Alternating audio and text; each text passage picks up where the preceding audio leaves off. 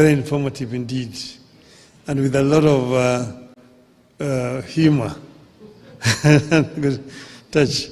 And I also want to thank everybody else who has contributed in this discussion today. It was a wonderful session. We thought that it is necessary for us, before you go back, to have a PG, because you have not had a PG where you also brought the party leadership to talk to you together. And we felt that we should do it before the end of the year, particularly before we go for the jamboree in Mombasa. So I'm not going to bore you with a very long speech. There's a few things that I put together that I want to say. About a year ago, we got together with the UDA party to help steady the ship of the Kenyan nation that had been hit by extreme turbulence and faced a reality of collapse. Some people may not even know exactly where we were, but because I had a first inside impression of what was happening, we were very much almost on the precipice. Because as you see, after so many days of demonstrations, you saw that eventually the military were on the streets. And they were on the streets, of course, they were fairly civil to the Wananchi at that time. But that was because they had not been given instructions. And you know, there is what you always all the time talk about, the chief of defense forces. Once the military are given instructions, they execute. And we are almost there. We're almost there. So he said, it's better to have a country that is civil, where leadership can be replaced through the ballot rather than through the bullets. And that was one of the reasons why we did what we did at that time. The coming together started informally, with some of our members joining the government. We later formalized the arrangements through a memorandum of understanding, signed publicly with UDA and shared widely with the public. This far, a core agenda of our coming together has been achieved. We have a stable and peaceful country. We beat back the chaos and created an environment in which you can agree to disagree without staring at a collapse. I recognize and appreciate the role our MPs continue to play in the realization of this noble goal of preserving the nation. As I've said before, whatever the differences and misgivings we have as parties or leaders, we must have a country first. Only then can we set about discussing how to perfect the nation's imperfections and even who is to lead the nation. This is a core belief of our party. We stand for and with the country and act in the interest of the people of Kenya. I am convinced that Kenyans want Kenya to stand, and we stand with them on this. Ronald Reagan used to tell Americans, and I quote, "If we ever forget that we are one nation under God, then we will be a nation gone under," unquote. As Kenyans, we know only too well what happened to nations that went under. Some took too long to come back. Others never made it back at all. Kenya must never tempt that fate. As a party, we must never be ashamed to remind the people that we can never accept collapse as an alternative path to power.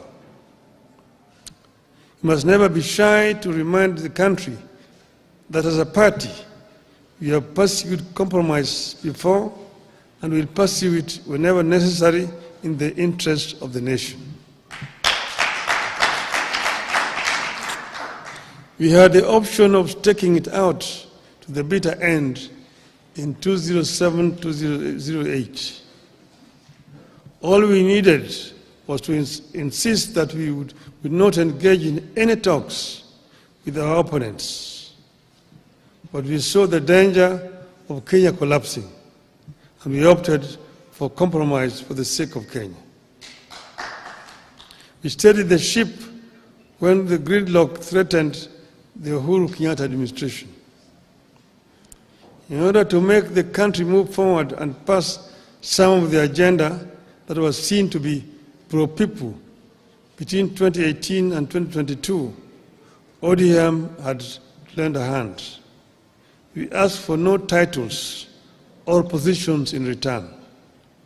We insisted only on better policies and programs for the people of Kenya and reforms so that we would not witness the repeat of what had happened in 2017. History indicates that each time the leaders of this country have come together, some great things happen. We got the 2010 Constitution because we made compromises with the President Daniel Arap Moi and made him appreciate that it was in his interest, as well as the country's, to midwife a new constitution. We achieved more under the Grand Coalition government than under the NAC regime. The NAC regime swept to power in a wave of popularity, but quickly got hijacked by isolationists and quickly lost the plot to tribal demagogues. Over time, we have appreciated that it takes teamwork to get any edifice, a country included, back on the right track. Today, we are again seeing early fruits of cooperation between political parties. By blending what ODM has always believed in with what ODA believes in, we came up with their widely accepted 2025-2026 budget. Thanks to the ODM experts. We have also come up with programs to implement agreements like the NADCO report and the MOU that lay ground for the realization of our broader national ambitions. The ability to make compromises without compromising the core values and goals is yielding fruits. We are not out of the woods yet, but we are in a better place today than at this time in 2024 or this time in 2023. Much work remains to be done in the pursuit of a stable, equitable, and prosperous country that delivers to the citizens. It will require firm and resolute leadership, regular consultations, more sobriety, and constant focus on the needs of the people.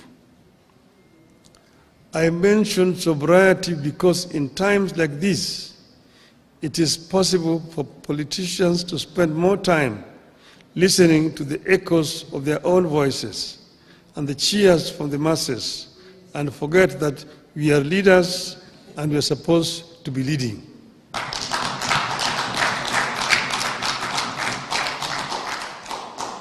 In times like these, it is possible to be lost in competing campaigns or populism and forget that leading means making decisions that may sometimes invite booing instead of cheers.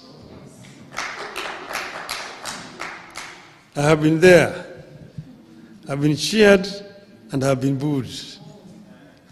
I was once set up against the people when I set about clearing the ground for the Thika superhighway and the bypasses around Nairobi. Today, everyone claims credit for Thika superhighway and the bypasses. My colleagues in Parliament once disowned me when, together with KANU, I championed the Constitution Review Commission that laid the groundwork for what became the 2010 Constitution and which everyone claims credit for today.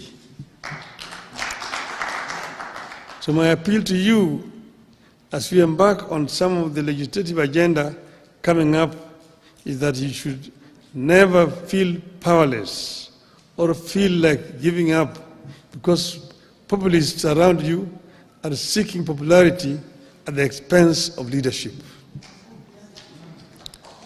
When they call you Baba and someone sets the homestead on fire, does Baba join the burning of the homestead just because it looks like exciting, or does Baba help to put out the fire? Does Baba release his sons and daughters to add fuel to the fire, or does Baba ask his children to fetch water? I know you know the answer. There's a time to lead and a time to acknowledge cheers. Popularity surges and wanes. Cheering masters come, change, and go. But solid service to the nation, brought against all odds, stands the test of history. Today, I charge you to soldier on in this cause. It is good for our people. It is good for our country. If you act out of conviction, if you put the people at the heart of your maneuvers, if you ensure that our actions are in line with our ideals as a party and our aspirations as a country, the lack of history will be on our side. And I've said, as has been said by Dr. Oscar Otele there, he told you, stand for what is right for the party. And look at what we have signed. And we must remain as ODM. And we've signed and agreed that we'll work together up to 2027. We have not passed any resolution as a party to say how we're going to go into the elections of 2027. So wherever you are, don't commit the party to some things which have not been discussed. Let those things be discussed first. We are ODM. Who's told you that ODM will not have a candidate in 2027? Who has told you? So first, think as ODM. We have a clear plan that we have negotiated and we've agreed on, and let us continue to implement that plan. Other decisions we'll take when the time comes. Finally, first, I want to thank Mbadi for bringing out some of the issues. Like he talked about selling some assets. Kenya Pipeline Corporation. The pipeline is underground from Mombasa to here. Even if you sell it, where is somebody taking it to? It remains very much an asset of Kia. It is just there on the ground. So somebody want to buy it, buy it. That is what Margaret Thatcher told Britons when the Arabs were coming with petrodollars to buy historical buildings in the UK. She said, even if they buy Buckingham Palace, where are they going to take it? It remains here. Your asset. It's an idle asset. Sell it so that we get money instead of going to borrow. Big money to invest instead of going to borrow here. I want to sell the shares of Safaricom. Why not? Why don't you sell the shares of Safaricom? It just remains here in the country. This is what my friend, the Indian Prime Minister, Mr. Narendra Modi, has done in India. When he invited me to go to Gujarat as Chief Minister then, I went as a chief guest to what is called a Vibrant Gujarat. And there were many people who had been invited from outside India. And I was in a panel discussion with some of the Indian conglomerates, the Tata, Ratan Tata, the Adani groups, and all this together. And we saw how many deals were being signed, people coming to invest in Gujarat. State of Gujarat is one of the states of India. The economy of Gujarat was growing at the rate of 13% per annum, compared to 5–6% of other states. Gujarat, the population of Gujarat is 60 million people, bigger than Kenya. So I asked Modi, how did you manage to achieve this? He went into his bookshelf and brought me a piece of legislation. He said, this is the secret. This was a PPP law of Gujarat, which he said, make it simple like this. It will attract people to come and invest in your country. And with that legislation, I came here and I presented it to the cabinet. And I told him what I saw in Gujarat is something astonishing. We approved the memo in the cabinet. It was then given to then Minister for Finance, who was acting, Mr. Michuki, to go and prepare a cabinet memo. When he took it to the mandarins in the treasury, they manipulated it, changed so many things. By the time they brought it back to the cabinet, it was a different document. I told them, who will come, who will want to risk his capital with these kind of things you put in this law? It was passed and brought to Parliament, passed, no investors came, because there were so many restrictions, and private capital is risk shy. But when I was there, they took me. They took us. I was in that delegation as a prime minister. I had gone with the current prime cabinet minister, Mr. Mudavadi. We were with President Ruto at that time, with Chris Obure, who was a minister for public works. I was a big delegation. We were taken to a place called Mundra, a port, where they had built, Modi had given just land to Adanis, 5,000 hectares of land, marshland near the sea. They drained that land and built a port. So they were using that port to import coal from Indonesia. And they put up a power plant, 4,600 megawatts of power.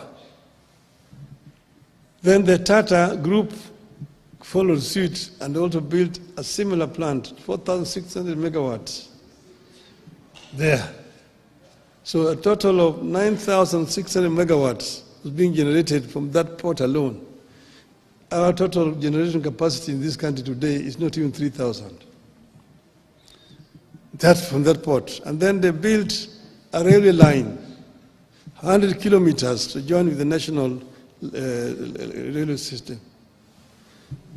a sleeping village of 5,000 people rose to become a village of a town of 200,000, eventually now 500,000 people. And the investors came to invest in that place. They even built an airport in that place. Okay? Then I can give you so many other examples. So you find the same people, Adani, are given them Bombay. Bombay airport used to be so dilapidated, fly infested and so on.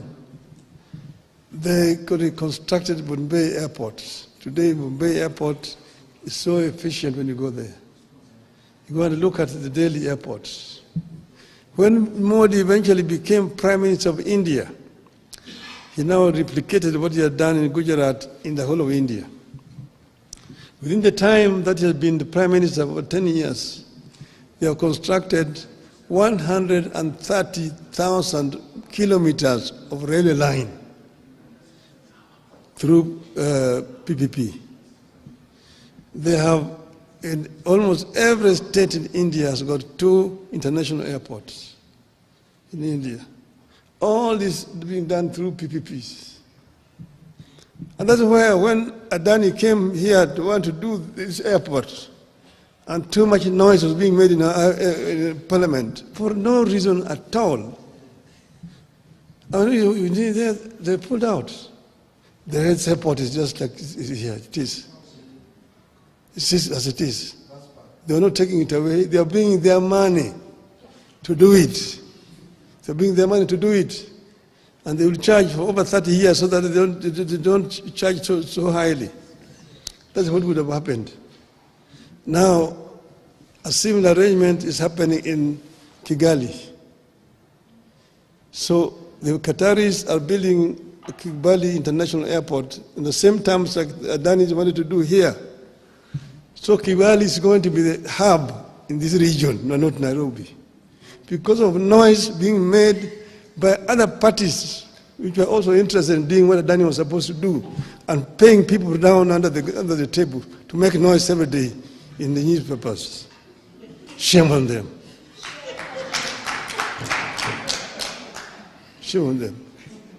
We need to wake up as a country, because if we don't wake up, we're going to continue to sleep.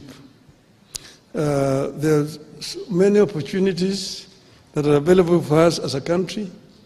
We as ODM must remain ODM and remain focused, because the country needs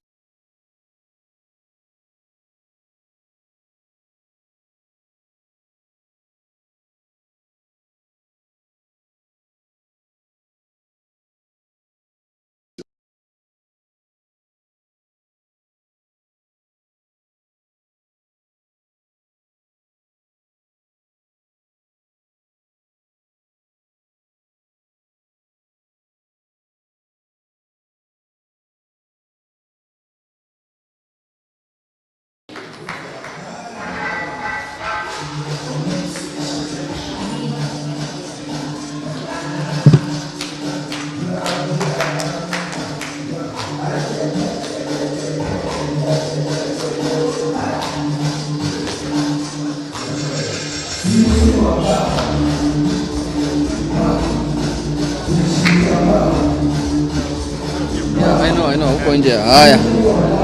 Haya.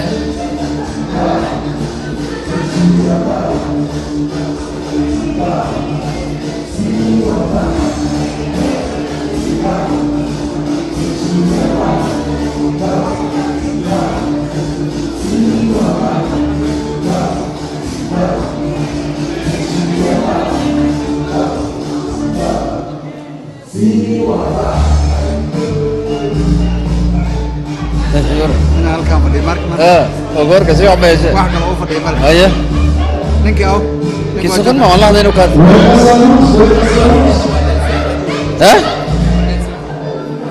naomba mkuje hapa juu kidogo na nakuja naomba baba arudi kwa jukwaa. Naomba ukuje hapa juu baba, hapa juu, hapa ndio pale mchezo. kama watu hawajakuja. Yes. Naomba tukuje hapa juu. Odanga umekuja. Haya hapa. Yote hii. Wata ni ofisa hiyo. Kuja hapa. Nimesikia leo mmechoma sio?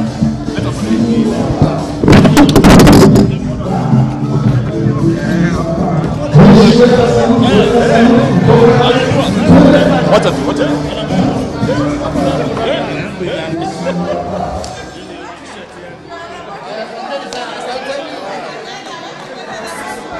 Still need baba here. Weka moja tu. One more. One more.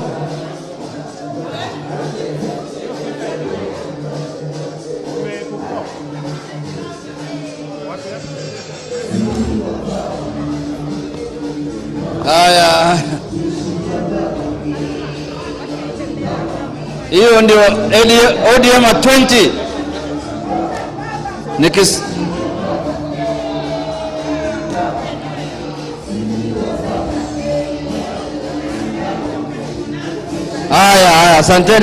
Asanteni sana.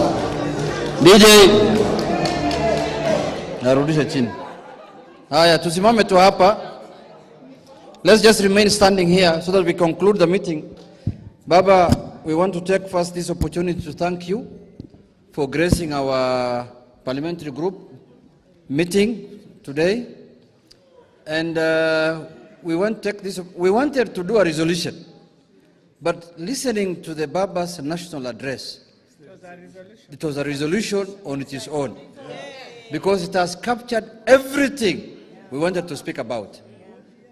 Baba has talked about ODM, he has talked about the country, he has talked about the nation, he has talked about the economy, he has talked about the future of ODM, he has talked about everything we wanted to resolve, what to do in Parliament on issues of privatization, issues of PPP, issues of securitization. He has addressed all that. So we are going to take Baba's speech and disseminate it to members of Parliament individually and tell them whenever an issue arises, refer to Baba's speech. Yes. Paragraph 2. Another issue arises, refer to Baba's speech. Another issue of economy, refer to Baba's speech. Issue on politics, refer to Baba's speech. Issue on broad-based government, refer to Baba's speech. If you are in doubt, refer to Baba's speech. And if you want to know more, refer to Baba's speech. That is the position we have taken. Because he has captured everything. He has spoken to us about ODM being a distinct party. He has spoken to us with the decision of ODM for 2027. He has spoken to us the economy and Parliament and everything. Now we will sing Chungwa Nation, Tukutane Mombasa. Chungwa Nation, Tukutane Mombasa. Chungwa Nation, Tukutane Mombasa. Chungwa Nation, Tukutane Mombasa. Asanteni sana. We are going to have a photo session with the MPs here, then lunch, then we are done. Thank you also the media for giving us the coverage. Asanteni sana. Mungu awabariki. Good leadership.